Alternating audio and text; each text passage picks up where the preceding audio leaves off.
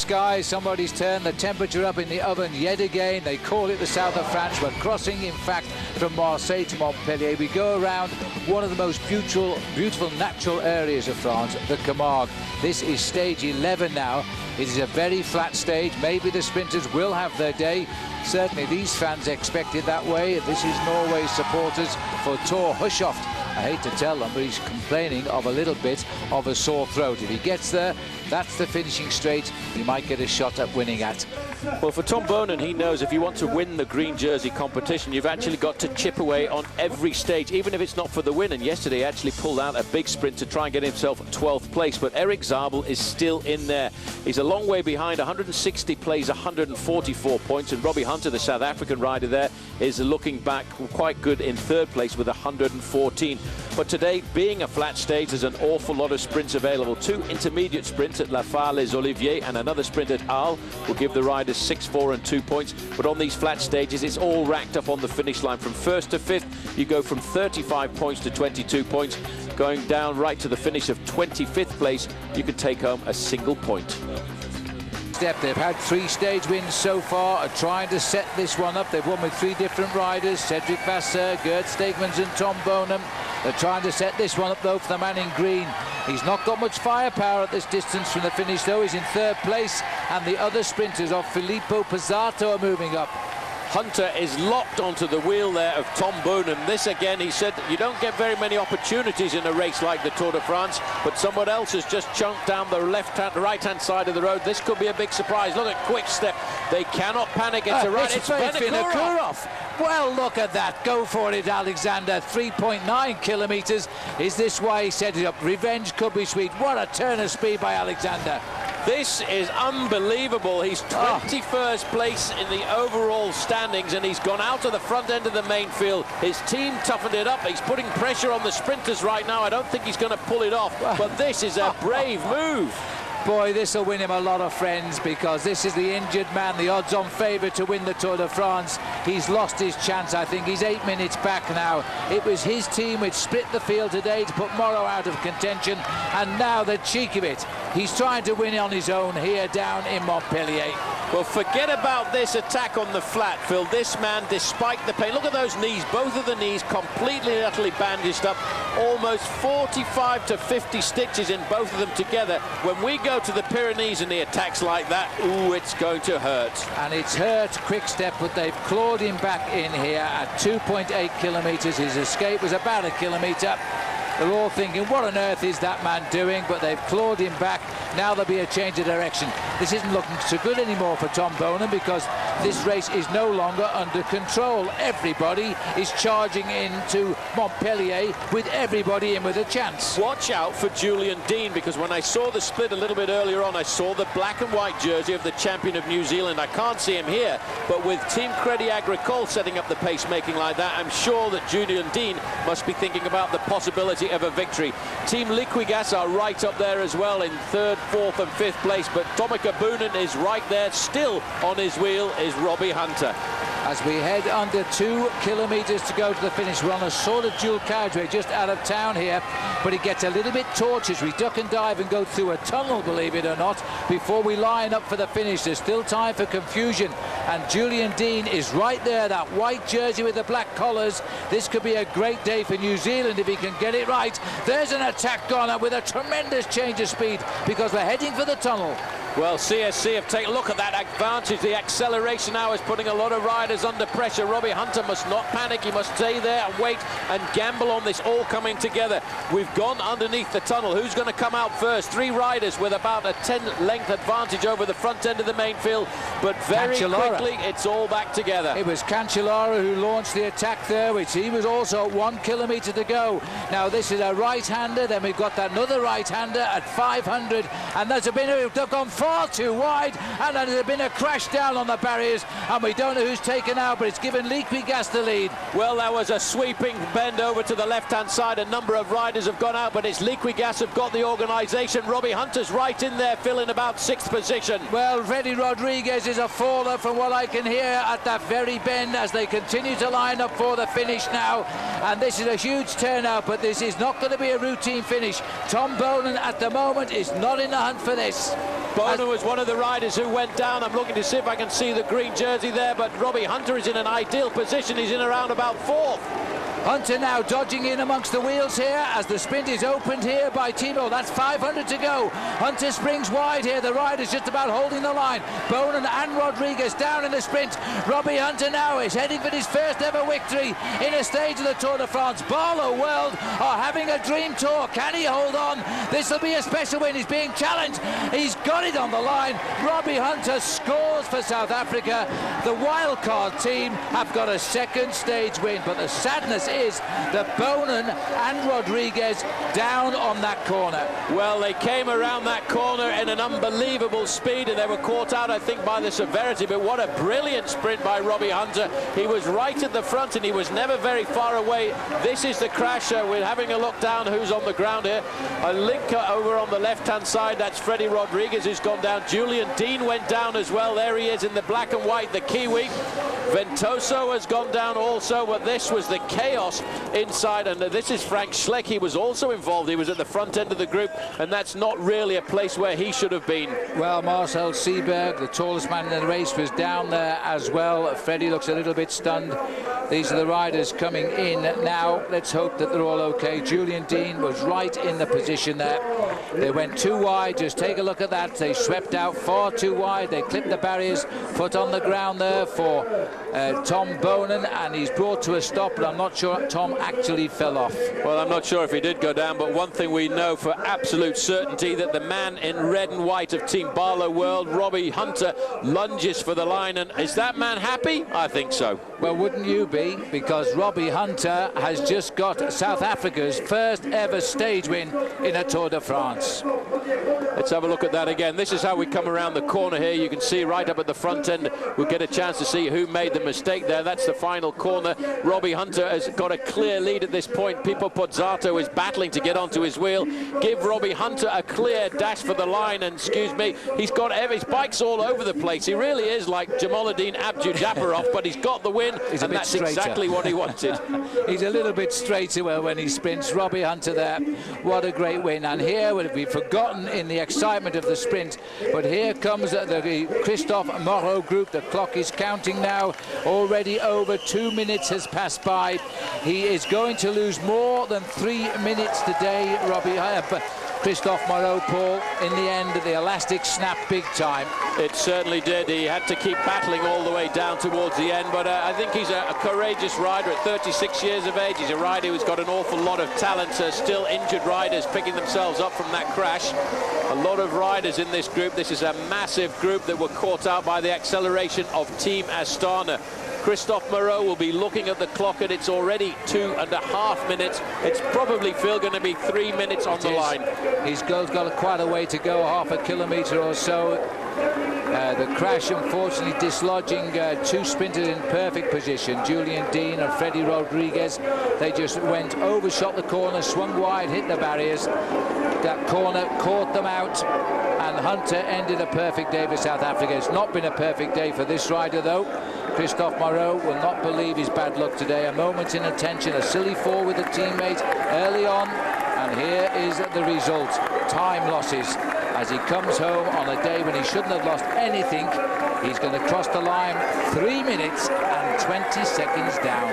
That is a massive loss for a man who started the day in the top 10 in the overall classification, but actually, Phil, all of the other contenders were very much comfortably there. Valverde, Cadel Evans, Alberto Contador, Levi Leipheimer, they were all in the front group. Only Moreau missed out.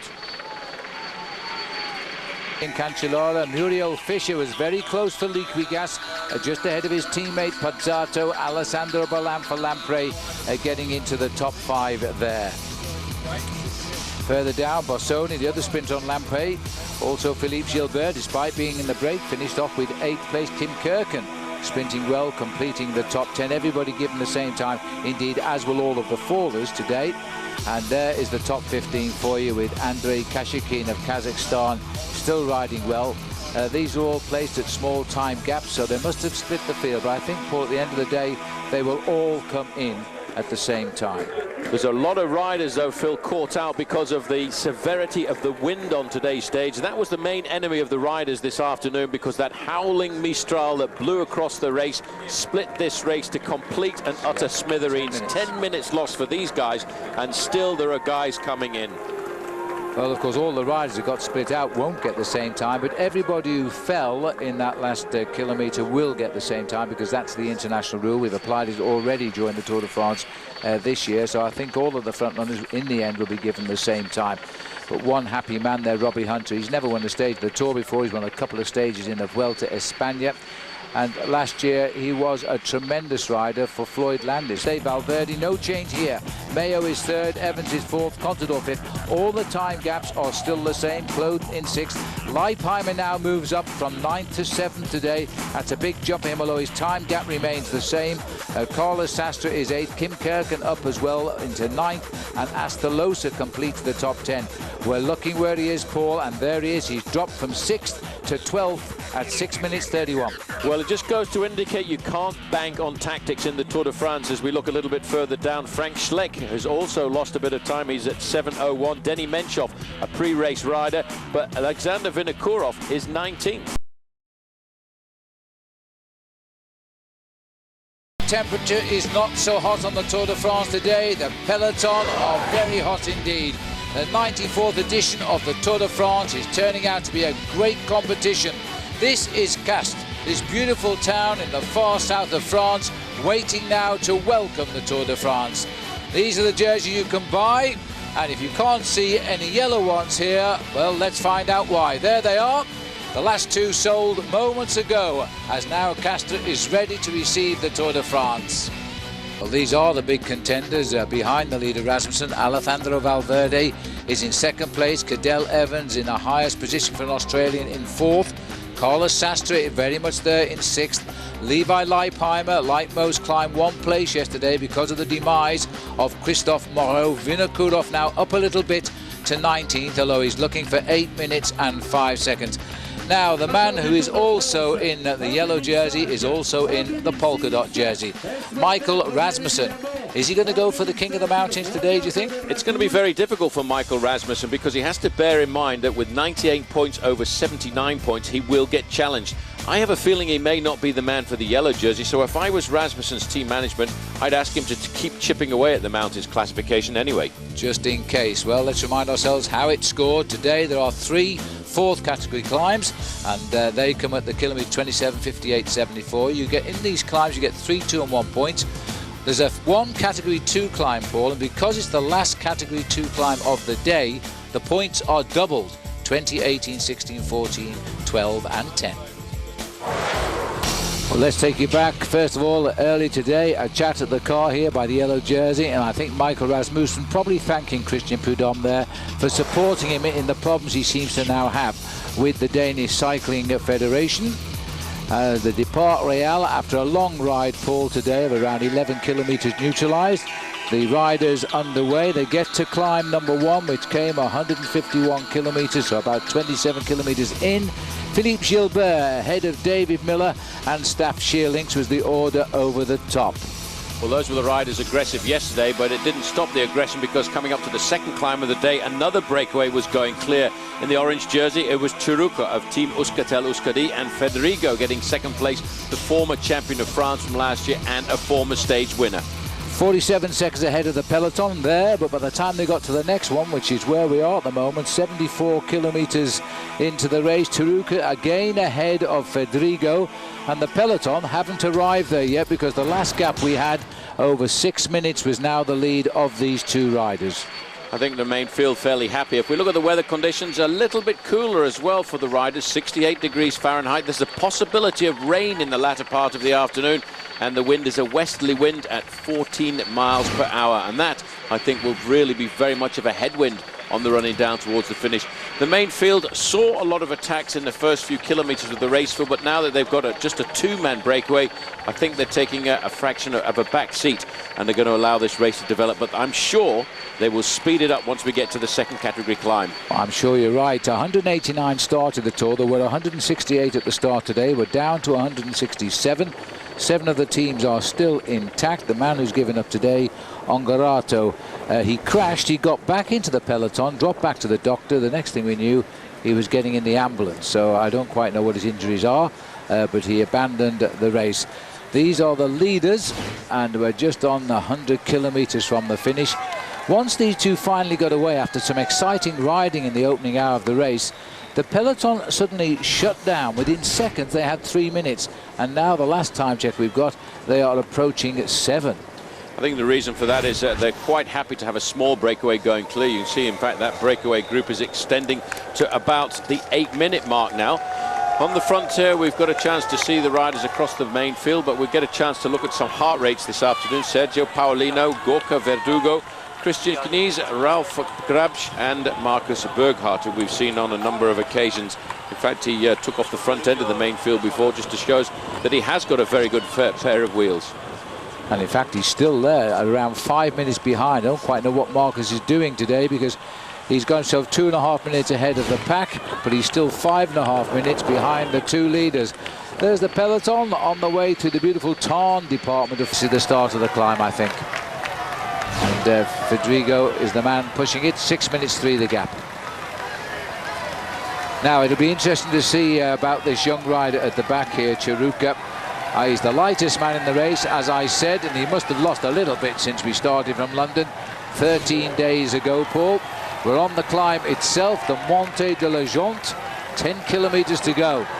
Well, I'm not sure that the gravity of the climb, the steepness of the climb, will advantage the small rider from Euskaltel-Euskadi, but there's the banner, and it indicates 10 kilometers to go, so they've been rather kind on this occasion. They've shaved off the half a kilometer. Well, no, I don't agree. I think they've been climbing for a kilometer already.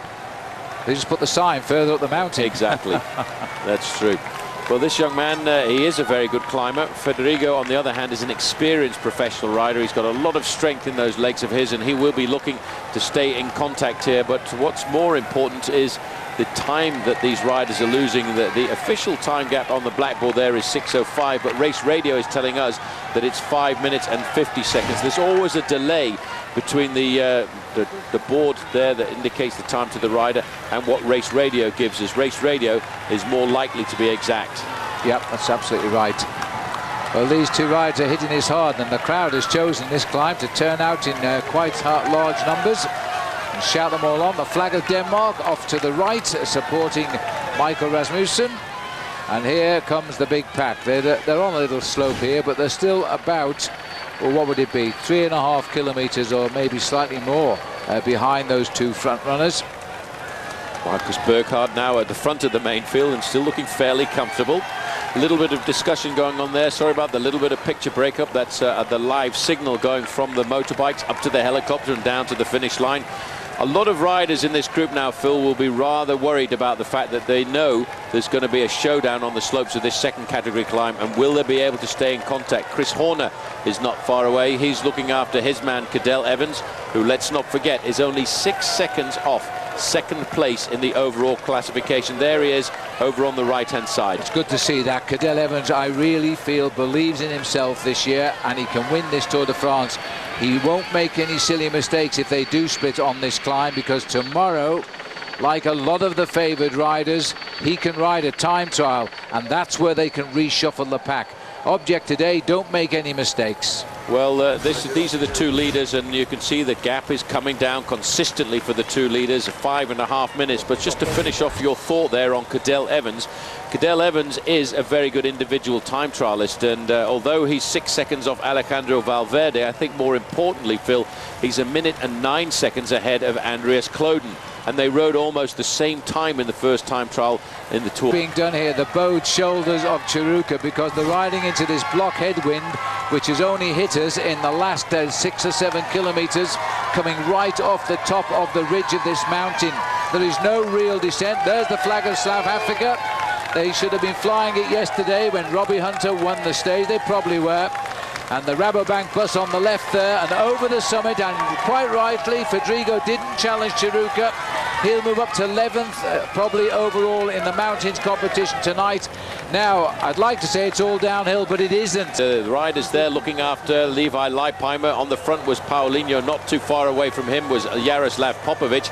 And just trying to stay in contact, Philippe Gilbert, and just in front of him, another man involved in the accident yesterday, 47, that's Freddy Rodriguez. Well, Fred might be hurting. His elbows are bandaged, I can see, from that crash yesterday when he was in a perfect position to win.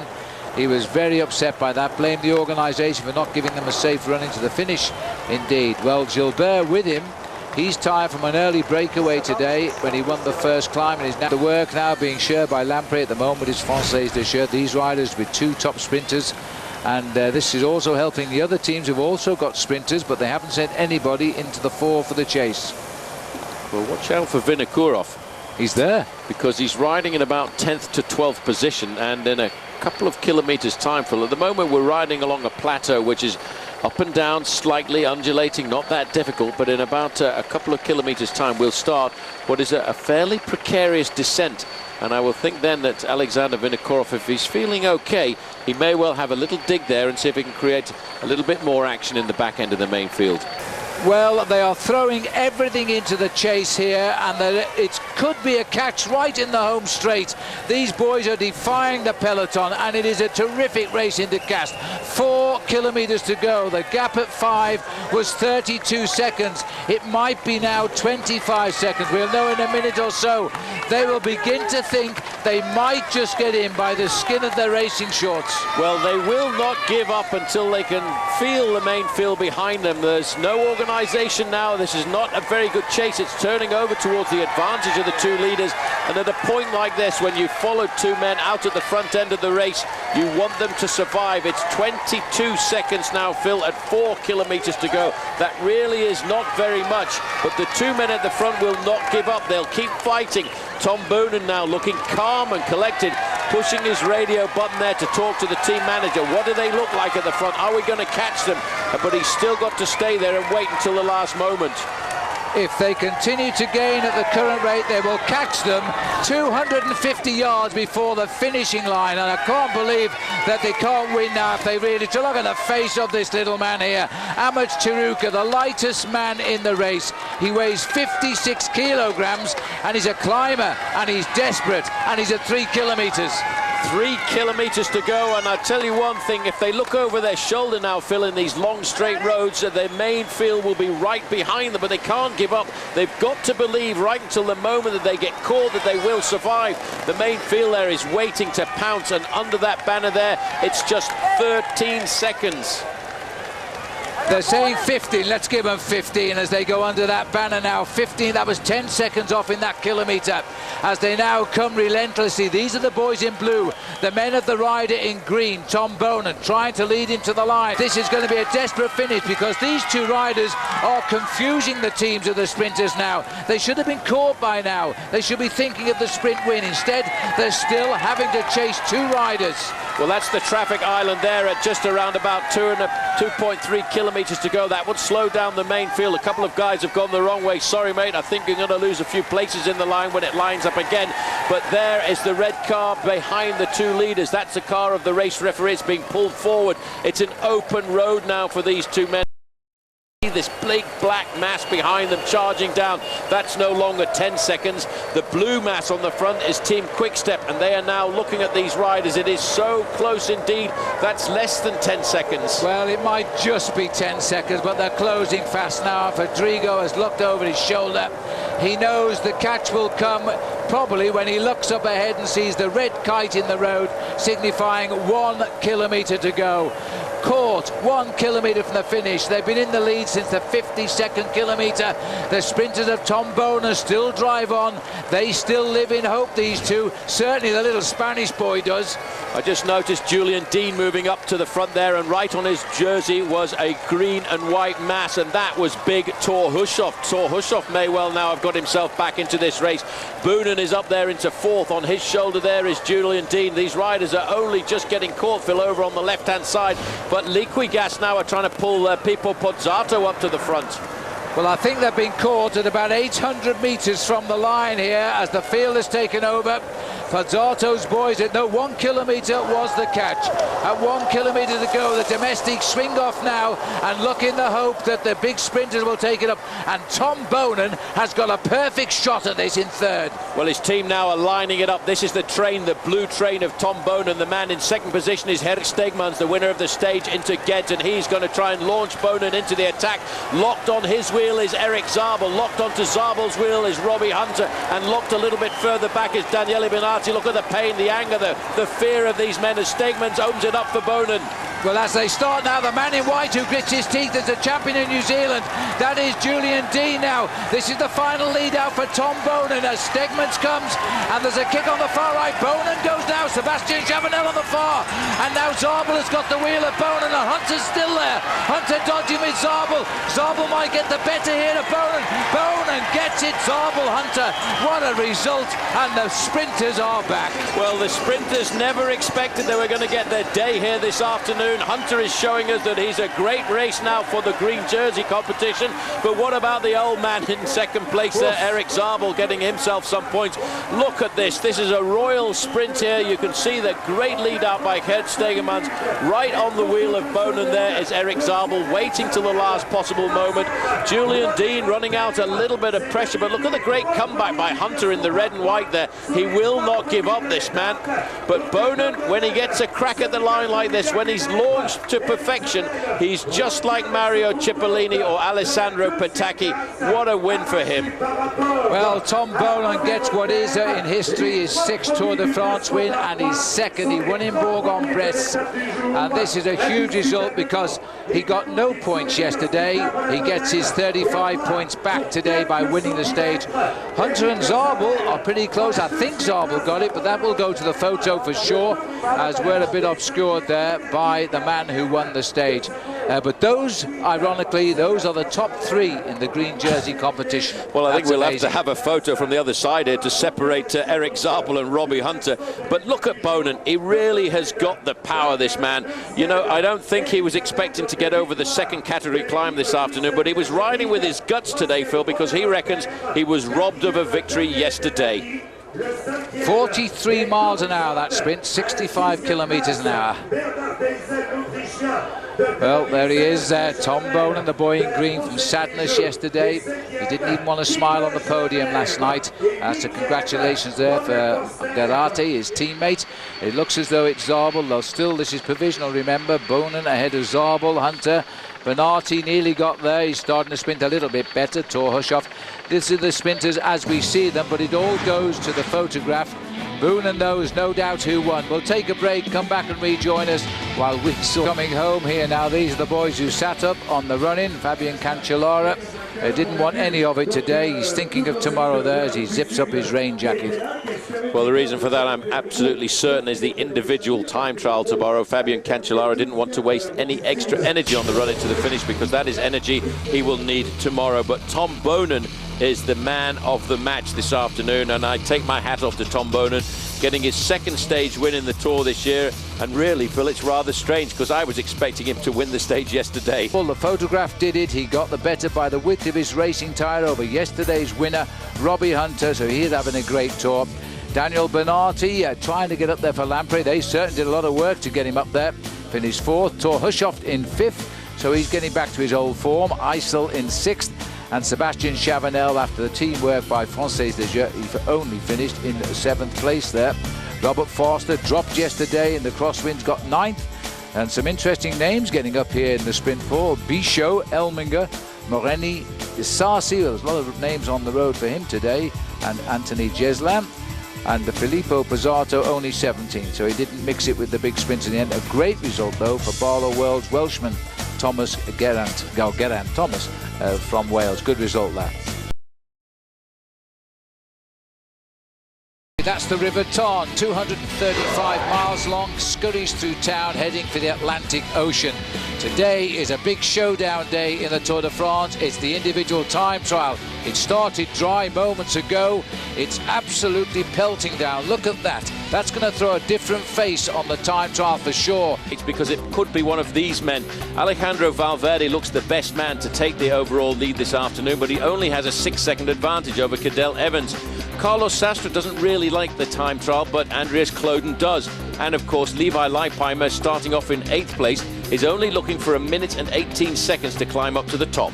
And in 19th place there, Alexander Vinokurov, if he's going to fight back into this race, it must be today when he starts to reduce that 8 minutes and 5 seconds deficit. It's the race of truth, and we've seen some terrific performances today, and one we haven't said an awful lot about has come from the young Spanish rider Alberto Contador. We know Alexander Vinokurov has won the stage. Contador tonight will move up to 3rd place overall behind Cadel Evans and Rasmussen. Look at this for a finish. This man went out on a mission today. He now says he's got his legs back, he's got his confidence back, he's no fears for tomorrow in the Pyrenees. Vinokurov on fire.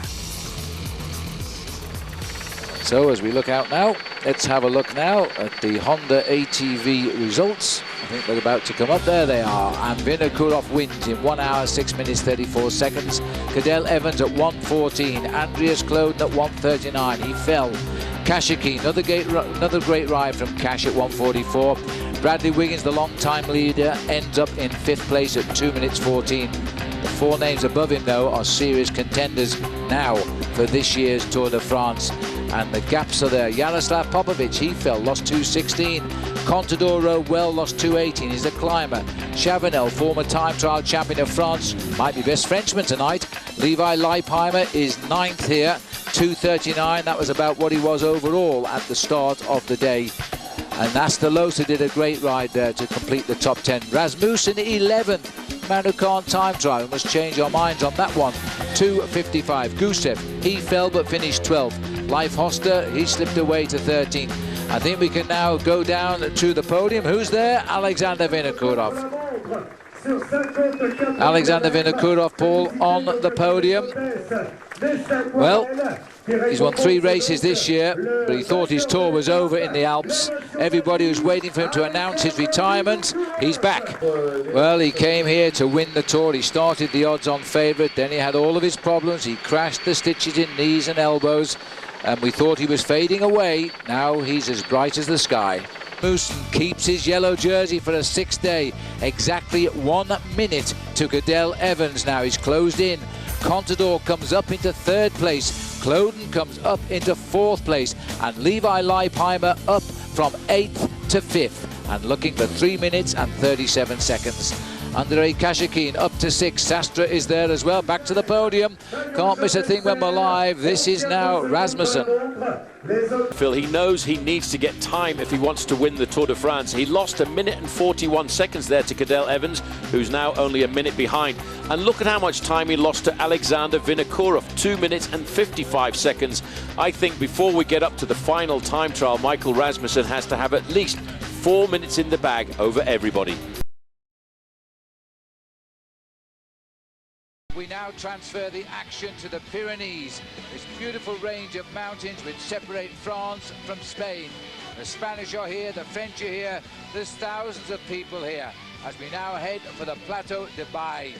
The campers have been coming all week here as they now fill the whole plateau.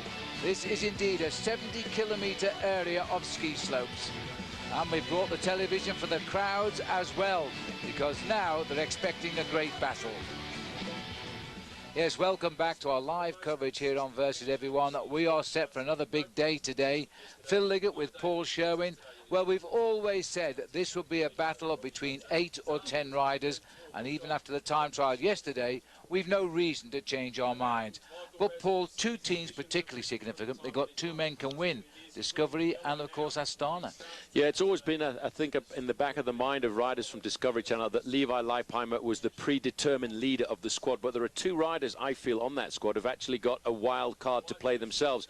Alberto Contador is a phenomenal climber and rode a very good individual time trial yesterday, and of course let's not forget Jaroslav Popovic, who many people think have got a great future ahead of him.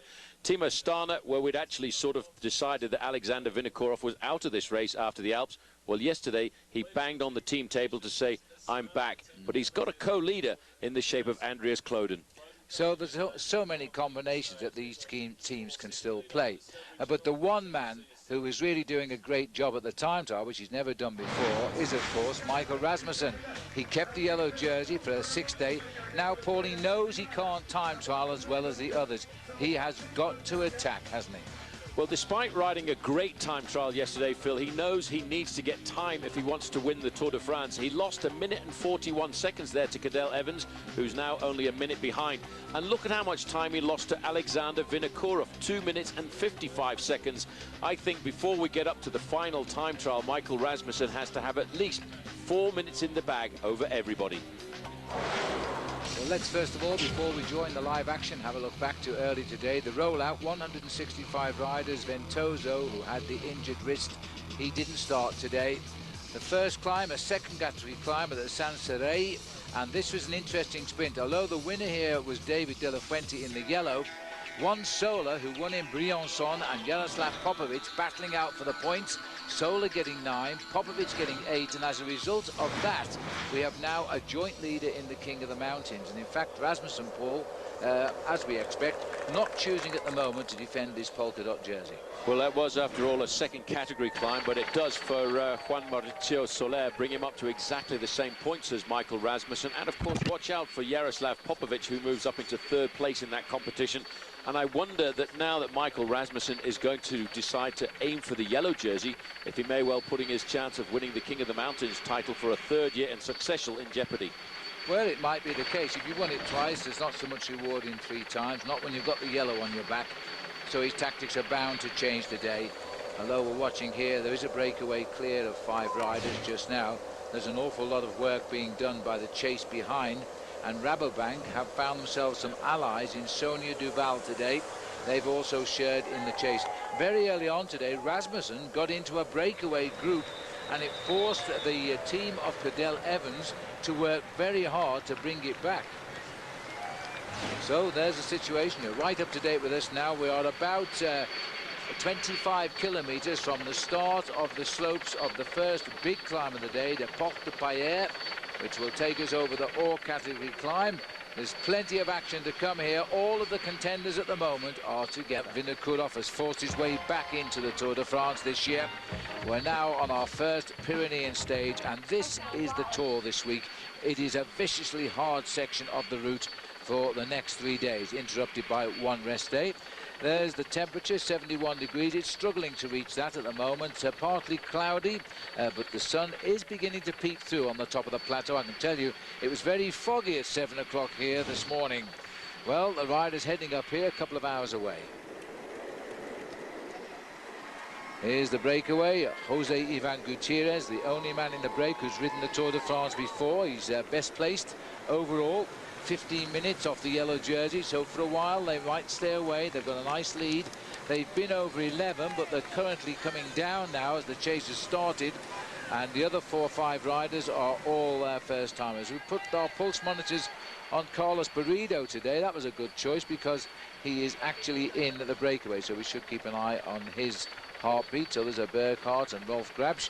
I must say there is a tremendous amount of support on the climb up to the finish in the Côte de Bay, which is where we are, for T-Mobile riders.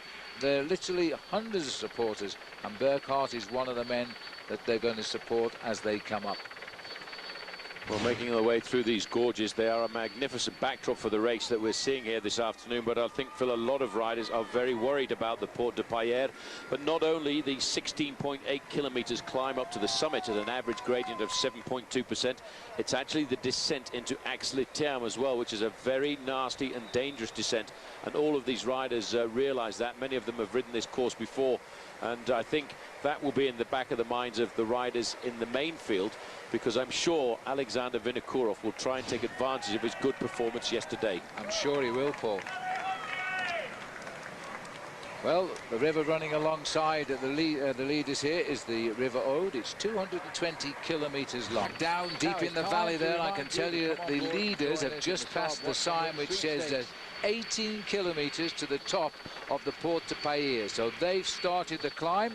while the peloton are going to be running for about another 6.5 minutes, but they are coming up. There's a little look at the lower slopes of the Porte de Paillere as the riders start to move onto the climb now, but it's a long way to the top, over 10 miles uphill as we head up towards the Haut category, or outside category, red dot there, and then we'll cross to the next one, which is the finish on the Plateau de Bay. All right, don't forget, Saab Watch and Win sweepstakes. Over you go to versus.com/fly to the finish. And to play the game, you need the keyword, which is Pyrenees.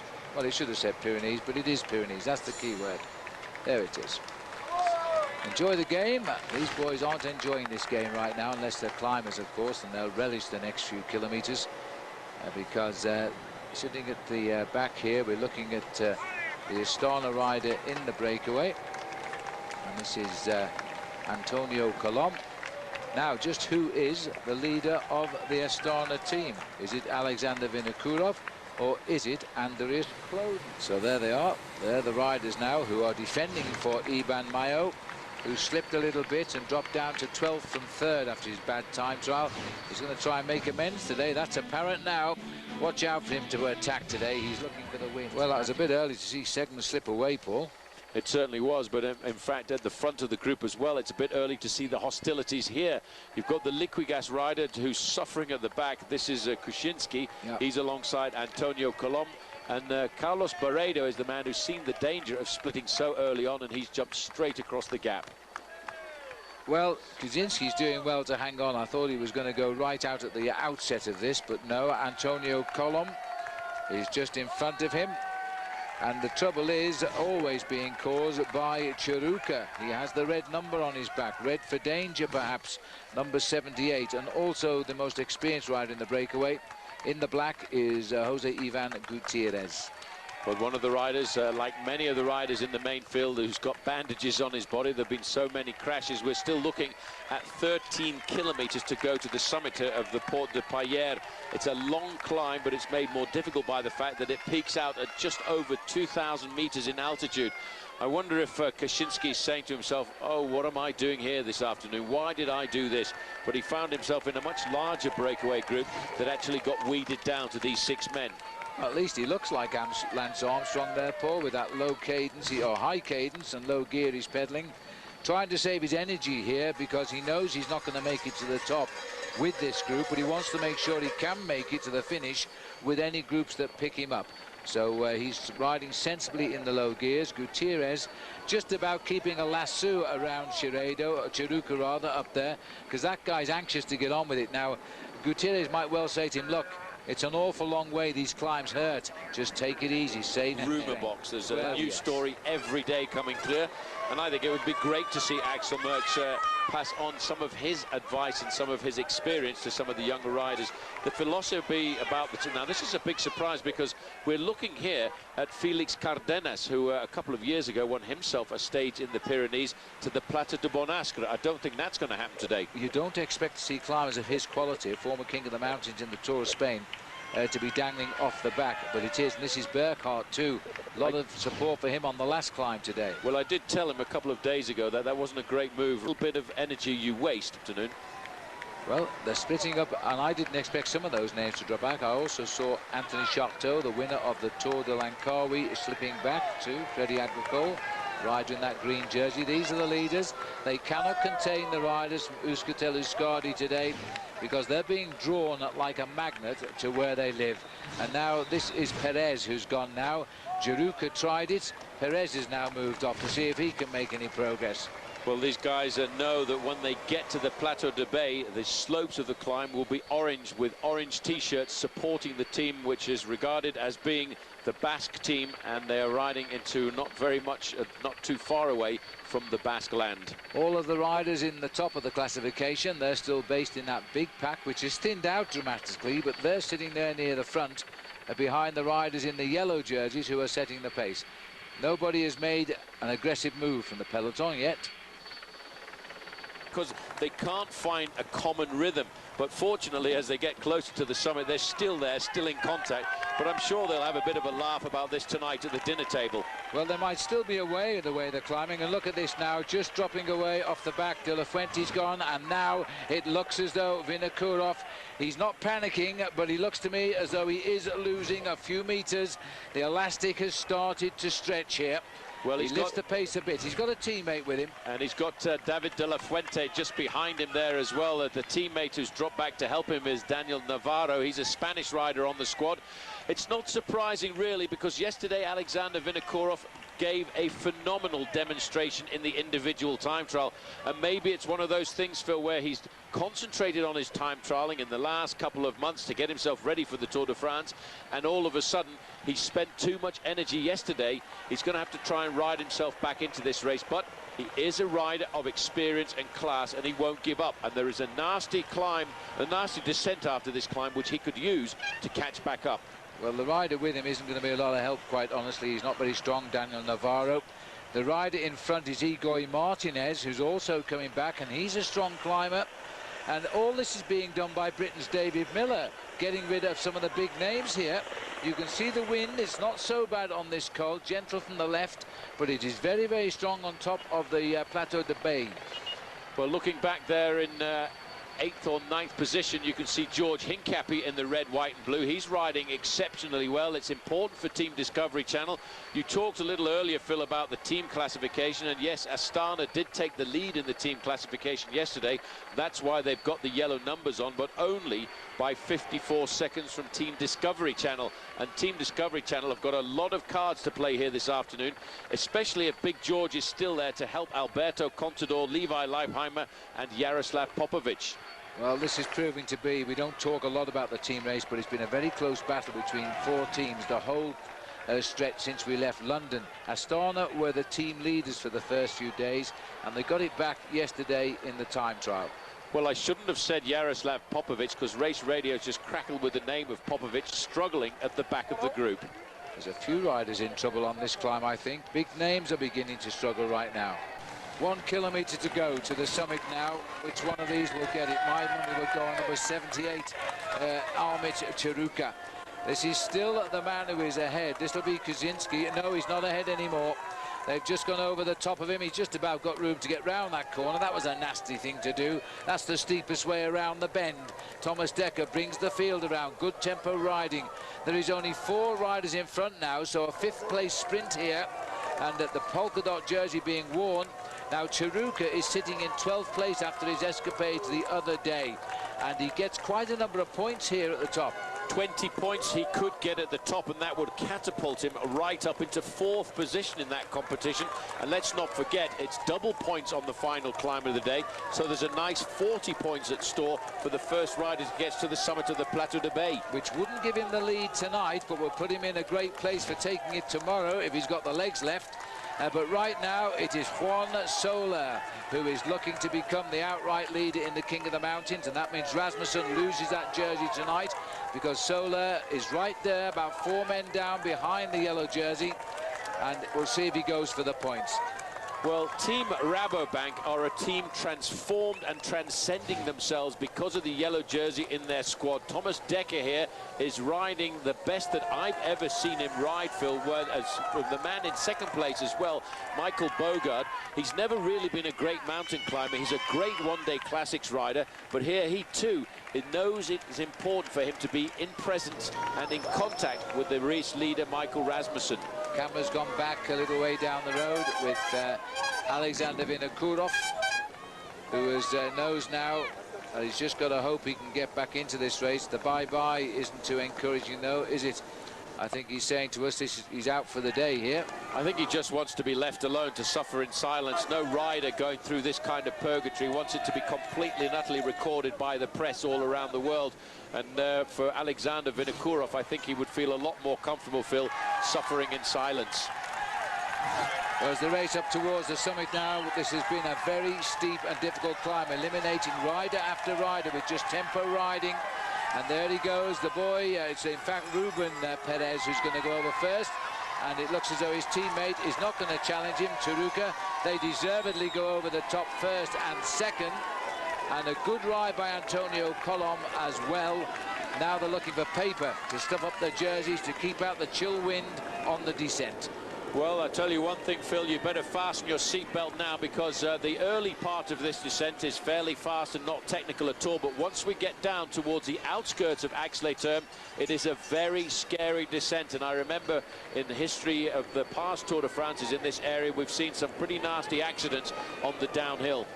And the peloton are just over a kilometre back of those leading 4 riders now, as we again look at riders in trouble. This will be Dmitry Fofanov.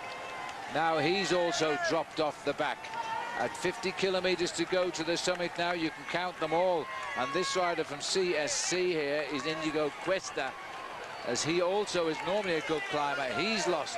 One by one they're being dispatched. There is no longer even 24 riders in the group.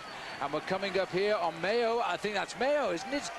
Well, I thought it was, but it isn't. Fortunately, it is Mayo. He is the man who's come backwards, and the man who David Miller completely and utterly assassinated himself for. And now Iban Mayo is having a hard time. But look at this, your man, this is what he Maurizio wants. Soler, is going. And all he needs is this sprint to take the lead in that jersey he's wearing on loan from Rasmussen.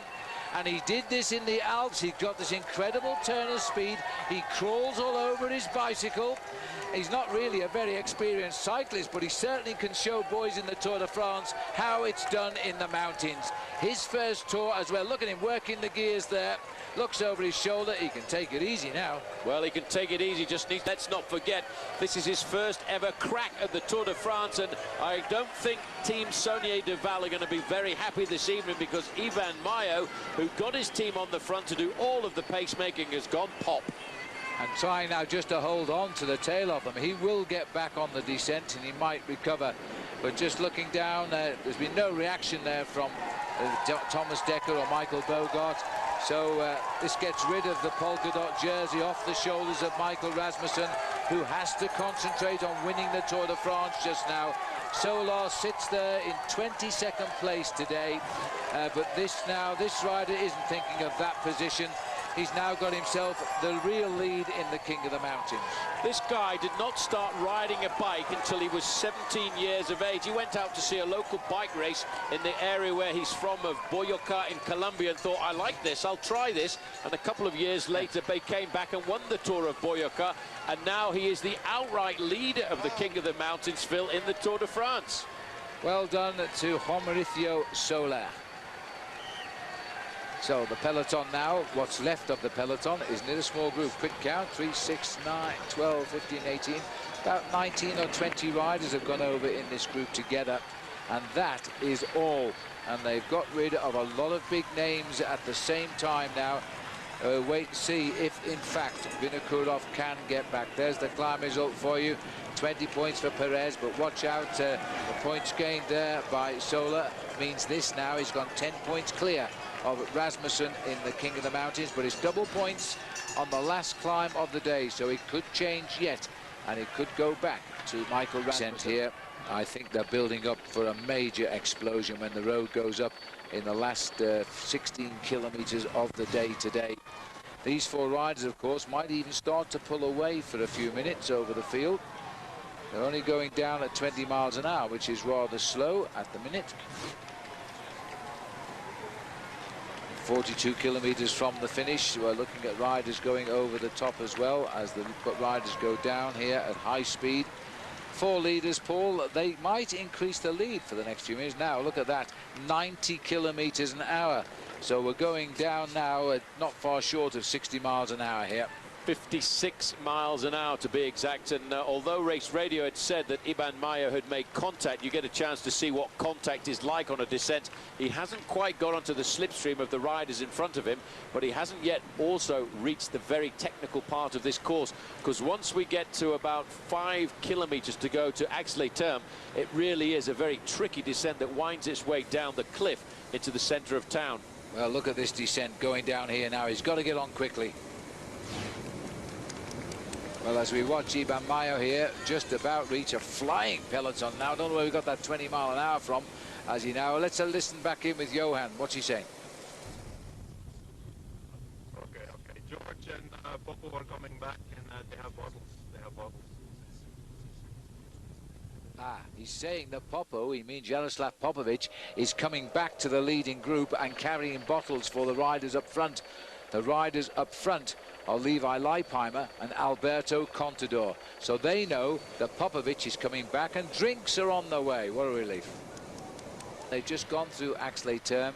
They've got about 13 kilometres of flat valley road now, no more buildings as they race towards the plateau. Then they turn left, and then the race to the finishing line is on. The leaders now going through the centre, and that has grown tremendously, that peloton. But although we clock speeds of up to 80 and 90 kilometres an hour, they got back on, and that group now has got to be 45 strong. It's a big group. They'll slow down now. They'll try and figure out what they're going to do for the approach to the climb. They're not too worried about the riders up front. Of the riders in the leading group of 4, the best rider is Jose Ivan Gutierrez at 15 minutes and 21 seconds. But Carlos Barredo has made a phenomenal descent. He's taken all kinds of risks. He's at about 10 seconds. And the fact that they pulled all the cars out of the gap there, you can see he's about to catch up. Well, Barredo was with the group, so he must have come right back into it here. I'm very surprised he's getting back, but he's going to get back, so 5 riders should start the last climb. We're looking here at George Hincapie now, is also driving back into the group. Thomas Decker is there doing the hard work. Cole of Austria for Gerolsteiner. Bit of a runny nose for the yellow jersey, or was it sweat? But he hasn't put a wheel wrong yet today, Michael Rasmussen. And I'm sure, Paul, he's going to try and hurt these boys on the climb. Barredo got on. Well, that was a huge, huge effort. A few deep breaths required now. 25 kilometres for the peloton, Paul. Nice to see Barredo's made it, and just in time to go off the back, I would think. He can't be far from turning left to go up the mountain. Well, at least by making junction with that leading group of 4 riders, swelling the number to 5, he can have an easy ride down the valley road and doesn't have to worry too much about battering his head against the wind, because as you said earlier on a number of occasions, Phil, the wind at the summit of this climb is a very strong headwind, and that I think is going to create a lot of havoc once the riders try to attack this ascent. The bunch has just started the climb. Immediately they started the climb, George Hincapie swung off the front. The gap now is opening up. Cerudo has gone away at the front. 2 minutes 16, Paul. Chiruka still away, and the peloton. I just got this feeling that Rasmussen is waiting for his moment now. He's still got 2 teammates. This is Michael Bogert. He's going to use his teammates as much as possible. Look at the face of Denny Menchov there on the right-hand side, one of complete and utter concentration. Chiruka in the leading group, he's battling with his machine, battling with his body. He's all over, and he's just cracked Gutierrez. Well, listen, I don't think he has. Gutierrez has gone back in. It looked like he had. But Chiruka, first-time Tour rider, a young lad, is really wanting to win this stage, and he's going to get all the support. You won't believe the support for the Basque on this climb. They recognise him. It's largely Spanish speakers now. You can see on the road the name of Contador. That's the rider they think could win. And poor old Carlos Barredo, he just gets on. He's gone off. He's got back. Now he's gone again. Well, that's the tough thing about the Tour. You know, even if you're involved in a big battle on one of the stages, when you get to a mountaintop finish like this, Phil, you've still got to drag your body up to the summit to stay in the race. To do this again tomorrow, have a rest day, and do it again the day after that. Well, 13.5 kilometres to go. These other 2 are giving as good as they get. They've sensed that Chiruka is trying to beat them, so they're not helping him now. This is back in the main field here now, as we can. This is Paolo Sabadelli here. I think he's just about dropped from the group. He's behind. He's riding there with Charlie Wagailis. Wagailis had stayed in the group for as long as possible to help Manuel Beltran. And Manuel Beltran has also been dropped for the group, and that's a bit of a surprise. They're saying from the race now is 2 minutes 5, accept 2:4, that's good enough for us. As we're now seeing one after one, this is Thomas Decker, done a brilliant job for his team now. And that's an acceleration by Antonio Colum now. So the young man, Ahmet Chiruka, can he react? He's now getting a little bit of his own medicine. He's trying to get back on. Well, look at him. He's the slightest built rider in the whole of the peloton of the Tour de France. And you can hear from the side of the road where they're all shouting, Venga, Venga, Venga. They want this man to go. Spain has turned out to support the Tour de France, and they're being treated to 3 Spanish riders battling it out at the front. Well, at the moment, we're operating 2 Tours de France here. These are the boys who want the stage win. They're too far behind to win the race. 2 minutes behind them are the guys, all of them except Vinacura, who can win the race in Paris. These 3 are Spanish, a very special reason to be here at this point of the course, because over the top you can just see Spain. Well, you can see Spain. If you look the other way, you can also see the Principality of Andorra, and what that means is you're right in the heart of the Pyrenees. This young man, he gave so much this afternoon, but I think the power has disappeared because Antonio Colom has flown around the corner. But what's more important is if you look at the top, you've got 13 kilometers to go and you've got 1 minute and 57, then all of a sudden you realize the main field is starting to pull their way back. Antonio Colom here, he got a little bit tired, I think, of Chiruca throwing all those punches at him. So he decided to lift the acceleration for as long as he could hold it to crack him. Now he'll settle back down into his own climbing rhythm. Back to the leaders with the yellow jersey. Look at the field behind now. Again, beginning to thin out here. Inigo Cuesta, Frank Schleck's group, by the way, has been dropped. Have you seen Carlos Sastre? No, Carlos Sastra's in this group here. He's very comfortable. Frank Schleck is in a group 5 minutes behind. While we look here at Jaroslav Popovic, Inigo Cuesta disappearing from the group. He was in the group of his leader, Carlos Sastre, but now his work has been done. And moving a little bit further up, we can see other riders disappearing from the group. This rider here is going to be Moses Duenas Nevado from Agritubel, and also going backwards is Kirken. And that's more important. He sits in 10th place overall, and Kim has been riding extremely well. Champion of Luxembourg last year, but it looks as though he has unhooked from the train. This is becoming a very, very crucial group. Well, this is Christian Vande Velde. That's Jens Voigt. Can you imagine that Jens Voigt is still in this group? No, it must be the second group, because we must have dropped down a group here. As they split away from the field here, they're all going off the back of the leading group now. So too is Carpets.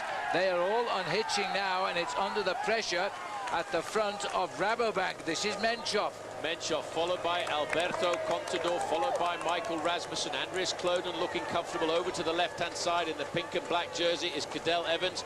Michael Bogard has done his job, but he doesn't want to give up. He knows that if you're in the yellow jersey, you may need some assistance, so he's going to try and stay there for as long as possible. Now it's Chris Horner's turn to be unhitched.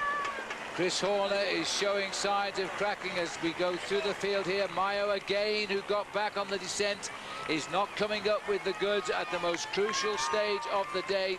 Each and every one of the riders are now slipping away, and Harma Zubeldia is the rider in orange here. He also is dropping off, and he was also holding a fairly high place overall. He was 18th in the Tour de France.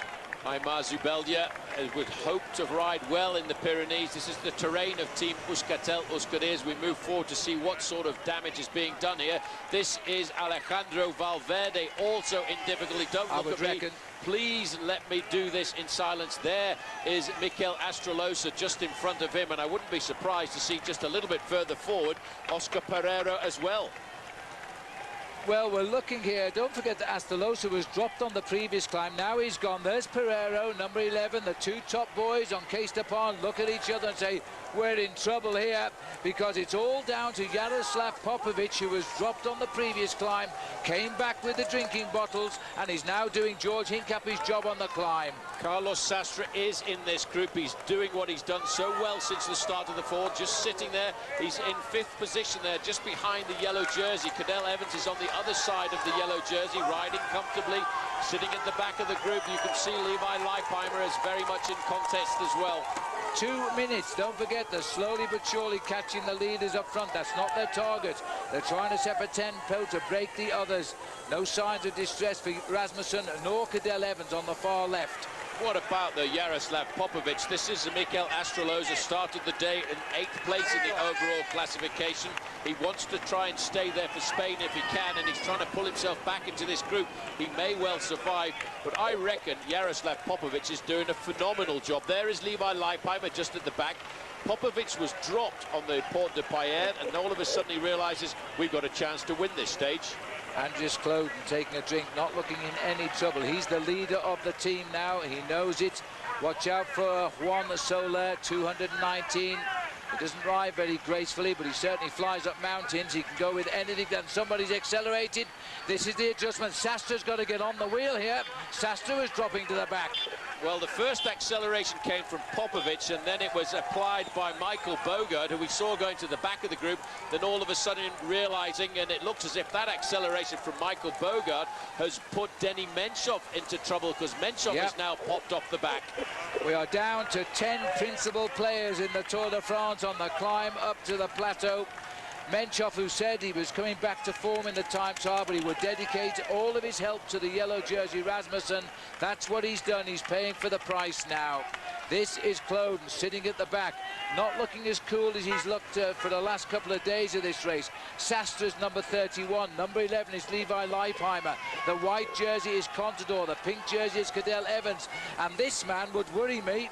He would worry me a lot. He said, would you like a drink? My mate said, no. All right, well, let's carry on. This is unbelievable to see this rider doing this. What's he doing? He's phenomenal. He's Anybody great. Told him he rides for Ball of World, not Phil, for... I tell you what, he's never been in a situation like this. He's never been in a big bike race like this, and he just wanted to share a bottle of water with the yellow jersey. He was trying to show friendship, trying to show camaraderie, but watch it, because when we get to the summit of the climb, he might give him a little dig. Well, I'll tell you what, that would also work psychologically against Rasmussen. This guy's feeling good, he'll think, and doesn't want his water. Now is Valverde getting back here with Pereiro. There's Arroyo trying to get back in, but this is amazing. The Case de Pon team has seemed so strong in the first week, now in all sorts of trouble. Valverde, I think, lost his chance anyway yesterday, but I'm sure he came out today hoping to climb back into the Tour de France standings. He certainly did. He was riding with courage for Spain, but you can see almost the top end of Case d'Epargne have been blown away here. Oscar Pereiro there, number 11, second overall last year, but David Arroyo, who went off the mountains on one of the Alpine stages, is trying to pace the two leaders back into this race and hope they don't lose too much time before the summit. We're kind of forgetting about the race in front, because the leaders of the race, Antonio Colom, is still 2 minutes ahead of the yellow jersey group. Well, I don't think that Kloden is going to hang on here too much longer, because he doesn't like the pace being dictated to, as Sastra also in trouble. Let's get back down to Johan. Come on, eh? Come on, Popo. Kloden is dropped, eh? Allez. See, that's why I don't like the radios. I don't agree with that, but there we are. We're now seeing him, telling him that Kloden is in trouble, so he's going to go a little bit harder and try and break him at the back of the line. Just looking here, Johan Bunil on the radio just told Popovic that Kloden has been dropped. That's why I don't like the radios, Paul, as we're now seeing Kloden unhitch at the back and Popovic drive that little bit harder. Very shortly, Popovic will be dropped, but he'll have done his job. 10 kilometers to go. We say 9.5. Well, we say 9.5. They've come through that 10-kilometer to go point, and they're coming again, Phil, to the steeper part of this climb. Is going to kick up again to around about 8.8%. Still, this is turning out to be a very select group of riders. There you can see on the front, Popovic, Contador, Rasmussen, Cadel Evans, Kashakin, all of the big names, and popped in there just on the side there is Levi Leipheimer, still looking very comfortable and still well up there. Let's get on the radio and tell Popovic Kloden isn't dropped, he's on the back. Well, you know, Kloden is a strong rider. Don't ever forget he's finished second, hurting quite a bit because he crashed pretty dramatically in the time trial yesterday, but still managed to finish in third place. Well, I thought they dropped team time trialing from the Tour de France, but we've got one going on at the back there. And now this is the poise for the moment. Wait for the attack. His Contador is poised here. He's swung right. Rasmussen's looking around for reaction. Cadel Evans doesn't need to react yet. This is the first time, but it looks to me as though Rasmussen is being isolated now. Now it's showdown time at 9 kilometers to go, and Kloden is in the red zone once more. And I tell you what, Alberto Contador is having a bit of a hard time trying to follow the pace being set by his own teammate, because he too is getting unhitched with Carlos Sastre. You know, we always say it, but the Pyrenees are different to the Alps. Bodies always react differently. Levi Leipheimer said the Pyrenees is where I'm going to go, and he's in that little group now. They've got Kloden in difficulty, but he refuses to be finished off. Well, he will not give up. He'll fight his way back into this race as much as he can.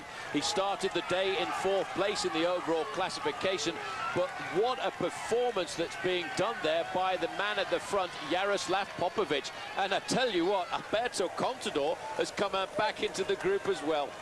Well, Popovic is doing the ride of his life. The man who was dropped on the previous mountain came back and is now doing the job of a super domestique and still hanging on there. He's just hanging in, is Andreas Klöden.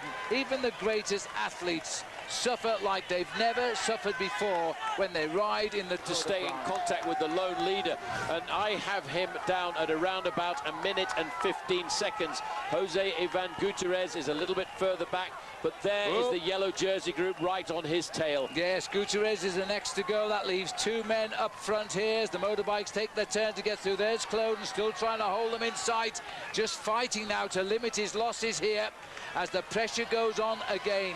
I would say that the boys in that little cluster, from that cluster comes the winner of the Tour de France on Sunday week.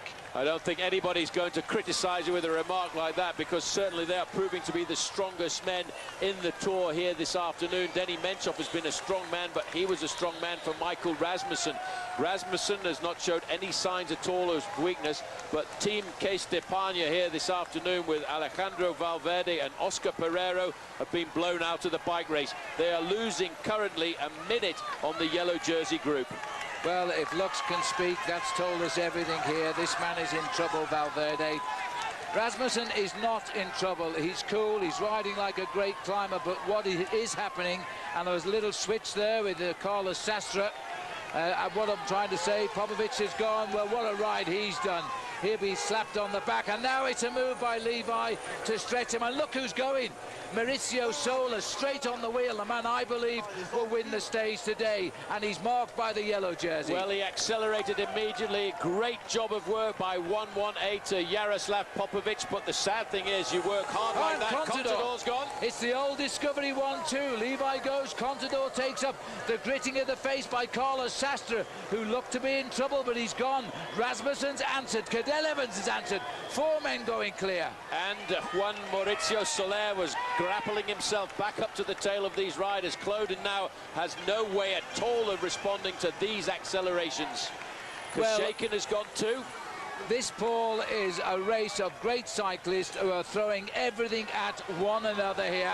And now they've caught, is that Chiruka they've just gone by? They've just gone by Gutierrez very rapidly. They've now just caught Chiruka. He's out of the back. There's only 1 man in front of this group. Contador looking nervous, wants to get a lone lead if he can. He'll keep Rasmussen. Yep. No, he's gone. Contador's react here. Now they've got to come. The yellow jersey is looking for time. Cadel Evans rocks and rolls. He's straight across the gap. They're splitting the 6 now. Evans joins on. Contador looking for the inside of the corner. Rasmussen knows he's got to get time. He has to get time on everybody, and now we're looking a little bit further back. Jose Ivan Gutierrez was in the breakaway a little while ago. Now he's gone straight out of the back. This is Andrei Kashakin. He was looking comfortable a few moments ago, but now his foundations have been cracked. When did we last see a stage of the Tour in the mountains like this? As now the rider, there's poor old Chiruka, doesn't know what the heck came past him. And it's the rider in the yellow jersey now, and Contador has mastered him. Cadel Evans is hurting, but he's hanging. Well, he's pulling back every time the acceleration comes from Michael Rasmussen, but Rasmussen cannot get rid of the man in the white jersey, Alberto Contador. Contador is a great climber, a man who knows just how to accelerate. But a man with experience is the man who wears number 31. Carlos Sastre has seen this before. He's been here on many, many occasions, and he just lets them carry on with it and pulls himself back into the race with Levi, Leipheimer and Soler. Well, wait for the next attack from Rasmussen. This is how climbers work it here. They've eased because it didn't work, then they'll raise the acceleration again. He's lifted the tempo once more, and the second time sometimes kills them off. Contador is there. Now Rasmussen looks again. This is like a sprint on the track. They're watching each other. Rasmussen just rests. Contador still in control. So too is Evans. Leipheimer's back in. And the Colombian here would like some water. I'm not sure he's allowed anymore now. Not allowed to take drinks on board at this stage of the game. We're looking at 6.8 kilometers to go. This man, number 219, Juan Mauricio Soler, Phil, is in all kinds of agony. He probably can't believe that he's battling it out at the stage of a Tour de France like this. Well, he's going to be a high finisher in Paris if he keeps this riding up. He's 22nd at the moment. There's the list of the 6 riders. Add on the name of Soler down there as well, and there it is. Well, a tremendous ride. The USA flag for Levi Leipheimer almost blocking out a view of the summit of the plateau. Well, this is Kloden and Andrei Kushekin, and Levi Leipheimer could be making a pretty good operation here this afternoon, because he started the day behind Kloden in the overall standings by around about 1 minute and 3 seconds. If he gets to the top, that much ahead of him. Now there's the move by your man Soler. Soler has gone. They may not react yet after him because he is just a carrot and has no he can't get yellow tonight. They're still watching each other. He sits 20 seconds, nearly 11 minutes behind Rasmussen, and that's why he may win the day. But no, Rasmussen's after him, ripping away, followed by Contador, and Evans, the limpet, is on the back. Well, Cadel Evans cannot give these guys any gap at all. Rasmussen wants the stage here this afternoon, Phil. He wants to win in the mountains. Soler is pouring water all over himself, trying to calm and cool down those muscles of his, while Leipheimer has to respond. He really is gangly on a bike. Well, he's terrible style. This reminds me of Robert Alban of years gone by. You know well as your teammate, Paul. He's slowed down now. They're all marking each other again. They'll let Levi back into the action. And now they'll wait and attack against Sass. A battle of climbers, the acceleration, deceleration. I've rarely seen this kind of a battle before. But there you can see they're all waiting now for the next. Now this time he may have it. And where is he finding the strength from? Well, you know what? They do not really need to chase that man Soler, because he's so far down in the overall classification. But it's Contador who wants the victory this afternoon. He says, no, mate, I want the win. And Leipheimer has seen that he's not got the gap, and he says, come on, you guys want to win the stage, you go. So Rasmussen says, all right, I will. And Sastre looks to be hanging at the back now as they continue to go. But Rasmussen comes up on Juan Mauricio Soler. The others behind are still hanging, but now Rasmussen this time tries to put it on. They've got Soler on the defensive. He needs half a kilometre to recover. He'll just have to hang there and wait and hope that they slow down again. Well, you know what? When Barlow World were given a wild card selection into the Tour de France, I don't think the organisation... They've slowed down again. He's coming back. I don't think the organisation knew, Phil, that they were going to get such a battle from that team. Robbie Hunter has taken a stage victory. Soler has taken a stage victory, but he's an integral part of the Battle of the Pyrenees this afternoon. Well, there they are, 5, and very shortly it will be 6, because Leipheimer is climbing back into the picture. He sits 5th overall if they keep on doing that. And there goes Contador. The yellow jersey this time says to Cadel Evans, well, you chase him. He's only just behind you overall. Now there's a state of confusion. Well, Contador, look at this. He's out of the saddle. He knows now that he's got the gap. This is what he wanted a couple of days ago when we were in the Alps. He wanted to fly free and get himself a lone lead on the way up to the climb of Tignes. And now it's up to Rasmussen. He says, I know you're dangerous, Contador. I'm coming after you. And Evans again struggling to stay on the wheel. And Leipheimer, Phil, almost got himself back into contention with those riders, but then he goes again. Well, it's a big gamble by Evans. He's 1:31 ahead of Contador in the standings. He can afford to let him run a little bit, and it's not the case for Rasmussen, so he's had to react. And so the first 3 riders on the classification in the Tour de France are now the first 3 riders, and Evans, I think, has cracked. Well, he's cracked a bit. He doesn't want to push himself too much into the red zone. He could not take the accelerations of these 2 climbers. Alberto Contador and Michael Rasmussen have thrown caution to the wind, and they are going at this. Bows his head a fraction. What he's got to do, Phil, is try and recover somehow. And try and get himself into a situation where he can actually ride himself into his rhythm and not lose. He's got to keep on working. He fears Cadel Evans. Cadel Evans can beat him in the time trial. He needs second. I think he needs about 3 or 4 minutes before we leave the Pyrenees over Cadel. So he's going to have to go again very shortly. But that acceleration's hurt just about everyone. It's hurt absolutely everyone. We've kind of forgot the Tête de la Course, the front end of the bike race. Antonio Colom He's still is there. now, Phil, not looking at a it. massive gap. He's got 30 seconds over these two riders, Michael Rasmussen and Alberto Contador. This is a magnificent battle of the climbers. We talked about the Tour de France on the flat stage, and we've got so many sprinters in it. I don't think we've ever seen so many climbers over the last few years. We had nothing like this in the Alps. We got it in the Pyrenees. They've been waiting for what is a most difficult stretch of riding now. We get a rest day in between 3 awful days in the mountains. 2 still to come. Just around that corner now has gone the race leader. These 2 are chasing him. Well, what you say there, Phil, is completely true. They're fighting this out as if it's the last mountain stage tomorrow. They've had no choice. They're scared of what Evans can do in the time trial. 5 kilometres to go. 5 kilometres still to go for the leader. And they've thrown just about everything. Colom had around about 3 minutes advantage at the start of the climb. Valverde's losing huge chunks this afternoon. So too is Andreas Kloden. But the yellow jersey group with Alberto Contador, the best young rider in this race, is only 30 seconds. Well, in fact, it's less than that. It's 23 seconds at 3 miles to here go. to the Evans group now, and Leipheimer won't help because he's got a teammate in Contador ahead. Carlos Sastre, he's known glory in the Pyrenees before. Looking over his shoulder, he flicks his wrist there to say, come and work with me, but he's not going to get any help at all from Levi Leipheimer. Oh, pretty fit athlete there as we go down, back up to the front here. As we see the yellow jersey and the white jersey, the best rookie and the leader of the Tour, just getting into their sights now. The hero of the day, Antonio Colom, isn't going to see the plateau on his own.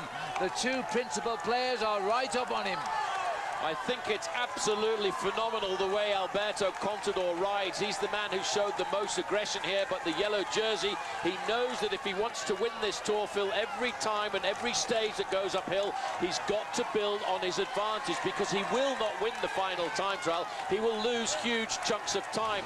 Contador now comes up and sets the pace-making, but I wonder how much longer number 192, Antonio Colom, can stay in contact with these 2 men. Well, yes, and let's hope he can, but it's unlikely. But if he can hold them just for a while, he might get 3rd on the stage as we head up into the last 3 kilometres now. At about 2 miles still to ride, and Contador has been absolutely brilliant today. The crowd have had his name all over the road here, so they're expecting this. He had it planned. Well, he knew that this was a climb that would suit him. He knew that he had the acceleration on the steeper slopes there. There's a bit of a gap going down to the next group on the road, and there it is. That's Carlos Sastre, Levi Leipheimer, and Juan Maurizio Soler. They are looking at around about 25 He might claw it away. There he goes up on the inside. There'll be no acceleration. The other 2 are fully committed, and this man could take advantage of the slowing of the 2 riders at the front. It'll have to be pretty special, I think, even for him. But he's off again, because at the moment he's losing his lead he gained earlier in the King of the Mountains. It's going back to Rasmussen. This is a man who's come to the Tour de France for the first time ever. He's never seen these mountains before, Phil, but he's absolutely not afraid of them in one little bit. Cadel Evans is 1 minute and 20 seconds down at 1 kilometre to go to the finish, so he looks as if he's going to lose his 2nd place in the overall classification to the man lying in 2nd place there. But this man, as you said earlier, Phil, might spoil the party for the stage victory. If he can get up there, he might confuse them. Here's Cadel, a bit lower down the slopes. He's cracked at 1.2 kilometres here. He probably, with the bonuses, at least will lose, for the moment at least, 2nd place overall. He's now with Andreas Kloden and Kashiki, I would think, because this has been a dual battle with everybody else out of it. There is 1 kilometre to go. Contador refuses to help the Maillot Jaune. The Maillot Jaune has got to work because he wants time. Well, for the Maillot Jaune, Michael Rasmussen, he must ride as hard as he can to get time over everybody else in this race, because he will not ride a final time trial like the time trial he rode yesterday. Alberto Contador knows this. He's riding like a tough poker player, saying, mate, you want to win the Tour de France? Well, I want to win this stage, so you go and get as much time as you can. We are looking, Phil, at only about 20 seconds to this man who is currently in 3rd place on the road. Juan Mauricio Soler. Yes, he does remind me of Robert Alban, a man who was my teammate in the Laraduc days in the 1980s. He cannot look good on a bike, but I tell you what, when it goes to going uphill, he knows how to do that. Well, can he catch those two? If they slow down to gets ready for the finish, he'll be on them and he'll steal the stage. But at the moment, Rasmussen is committed. He's no choice. He's racing for time gains, particularly on Cadel Evans. So he, in effect, is having to give the stage away here to Alberto Contador. But this first day in the Pyrenees has shown us Rasmussen is a pretty solid leader of the Tour de France. He's also learning the hard way, Phil, that when you've got the yellow jersey on your shoulders, when it comes down to decision time, you don't have any friends at all. You've got to assume control yourself. You've got to prove that you are a great champion, and that's why he has to do all of the work. 500 meters to go, and Alberto Contador is getting ready for the explosion that he hopes is going to give him the victory of the stage. Well, Alberto Contador, the man that had the serious accident which almost cost him his life, is now looking set to get the victory. We are further down the climb here as we watch here as Carlos Sastre on his own now. So what has happened to Levi Leipheimer? As now the sprint is started here. And now it's started here now by the rider in the lead, and this is going to be a big sprint here for Rasmussen. And look at the face of Contador. Is he going to get beaten here? I don't think so, as he comes on the left here and starts to drive for home. Alberto Contador in his first Tour de France, the best rookie, gets the stage win. Not the best way to win, but he gets it and takes it from the yellow jersey, Rasmussen. Well, there we are. I'm not surprised. Discovery Channel have played their cards well today, and Contador is the champion. And now we're looking at Juan Soler coming home for third place here.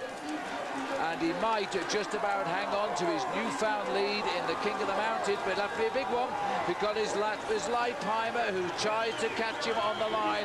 We didn't see Leipheimer move, but he did as Juan Soler comes up here to take third place. Second place has gone to Michael Rasmussen. So this has been a showdown like we haven't seen for many a day in the Tour de France. It's only day one in the Pyrenees. Sastre coming up here, up into fifth place. Fifth place for Carlos Sastre as he hits the line.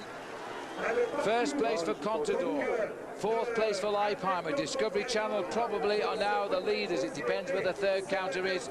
Now these two are the losers today. Cadel Evans coming up with Andreas Kloden. And we'll look for the clock to see what it says on the clock. 1:17 has gone. It's pretty good. He probably will lose his second place overall because there was a 20-second win bonus for Alberto Contador. And there he is, already on the phone to his folks. I just won a stage of the Tour de France.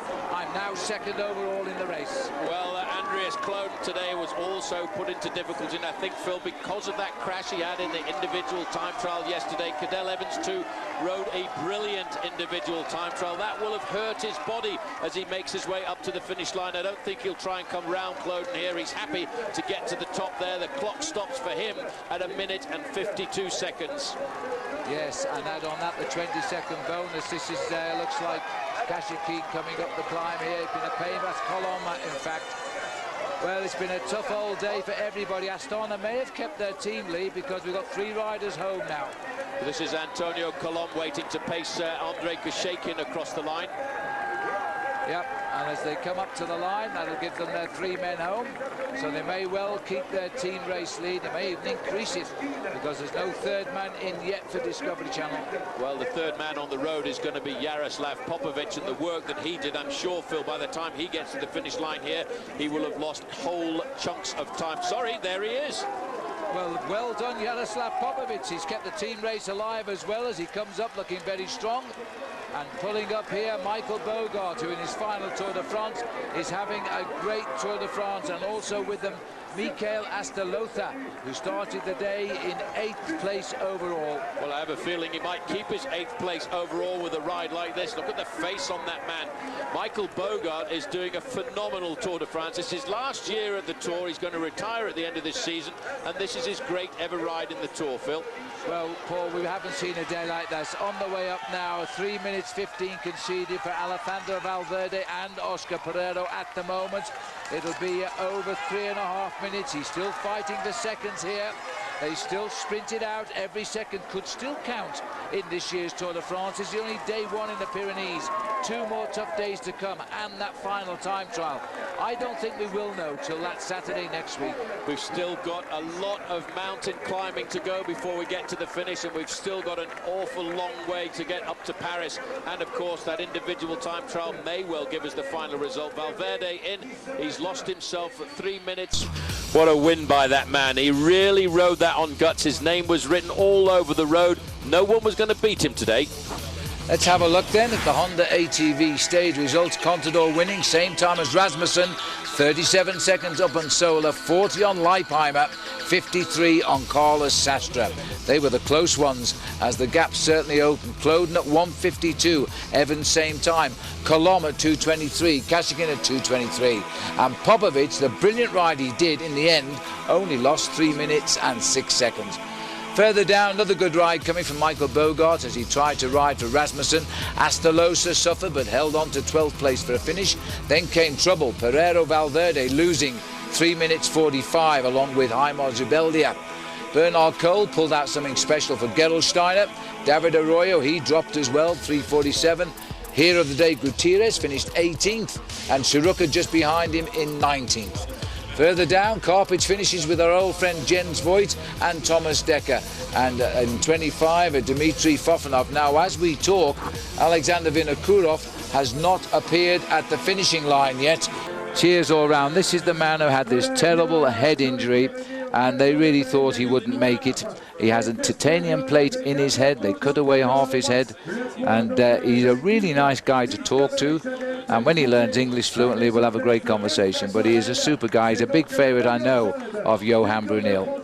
Well, Johan Brunel really tips this young man for stardom. He came across to Discovery Channel. He's improved his time trialling ability 100%. And that's why he's always going to be a threat right the way down to the finish line for Michael Rasmussen. And today, Rasmussen could not get rid of him at all. All right, now take a look at this, because we can go to the Michelob Ultra overall standings. There they are. Michael Rasmussen, he's turning out to be a bit of a star here. He's opened the gaps. It was 1 minute. He's now 2:23 ahead of Contador.